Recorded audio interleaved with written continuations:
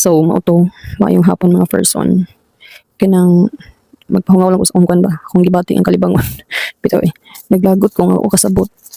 Kay about ni siya sa kwan ako ang gi-order online.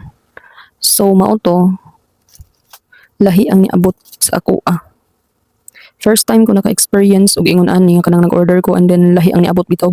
Lahi nga item ang niabot sa ako So mao to, ana man gud ni.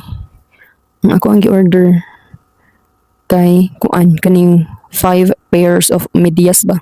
Kuanto siya nga klase sa medyas para sa gamay nga person. Kanang pang antay mosquito gani para taman diri asa tuhod. So mao to. And then natinga ko ganung gaan kaayo ang kuan. Gaan kaayo ni. Nya, og medyas.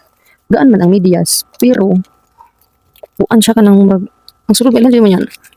Wala palang galit na ako na ablihan. Nakuha na gid ako nga di gid ni mao medyas gid kay murag na hait-hait murag tukog. Kay lagi dili man gud ako ang nagkuha sa sa parcel ba. Dili ako may nagkatubang sa rider. So hindi na malihog ko kay lagi. Kuan kay basig makatuog ko ba niya kanang timing tunong bitaw pud mo pag-anha sa anhi sa rider din. Makatuog ko so mao to malihog ko hindi ko siya klase. And then nakalimot pud kog ingon sa iyaha nga kanang paablihan gani. Kay pwede man na siya ablihan katong tanawon mo tong dito sa engkon nga namay tatak dito nga si UD or eligible for unbox. So mao to nakalimot ko ingon sa iyaha nga paablihan daan ang parcel adi sir bitaw bayaran or adi sir daw atong pwede man i-return.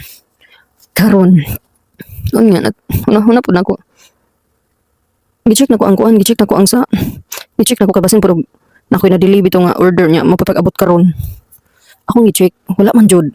And then wa po koy nadumduman nga nag-order kog ingon ani nga kuan item ba kana para man siya ipahid sa dila gani sa mga gagmay mga person kay parang ang mga gatas dili ito siya ma-stock sa dila tapos mga gums mo siyang ipahid ni wala man ko nagkuan ani kay lagi medyas ang ako ang gikuan medyas ang ako ang gi-order na tuod ang kuan po dito gi-check nako dito sa ihang kuan medyas gid pud ang katugi pong medyas ang nabutangan og kanibitang parcel delivered nya ang price mausad pero akong i-check dito tanan kung nabi gid naka kuan mi gid ko ani kay basin na dili lang ba wala gid ko nagkuan ani nga item so mao to so care may hapon kay magamit sa magyapon ni disappoint tanan ko pero gamay na lang na kung disappoint mga 5% siguro nalipat ang nagkuan ani nagpack nalipat baka ang seller ani og sulod noon po no di gid lalimang mahimong kuan gyud kanang online seller ba online selling ding ano